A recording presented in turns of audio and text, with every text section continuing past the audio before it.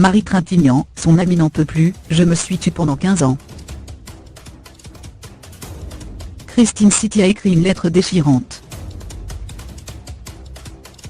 L'émotion est vive depuis le début de la tournée de Bertrand Cantat pour son album Amour Fati. Les proches de celle qui l'a tuée en 2003, Marie Trintignant, se sont exprimés pour manifester leur colère de voir sur la scène médiatique l'homme qui a arraché la vie de la comédienne, mère de 4 garçons. Ses parents Nadine et Jean-Louis Trintignant, ou encore ses anciens compagnons François Cluzet et Samuel Bancheprix ont fait part de leur douleur. C'est désormais au tour de son amie, la comédienne Christine Citti de dévoiler une lettre ouverte publiée sur l'Huffington Post. Elle s'adresse à l'ex-leader de Noir désirant des termes poignants, qu'il est impossible de ne pas entendre.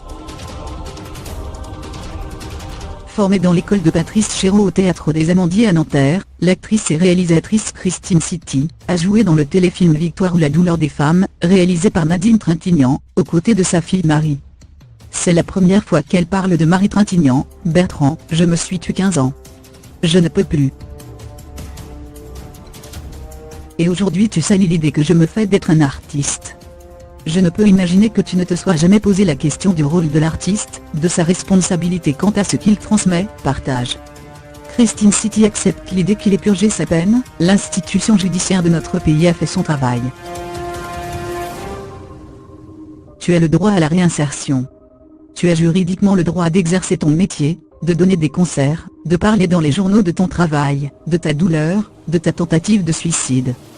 Mais elle précise ensuite, tu as le droit, mais qu'en est-il de tes devoirs? En te produisant sur scène, tu te poses en icône romantique et rock. Et tu ne peux plus être cette icône.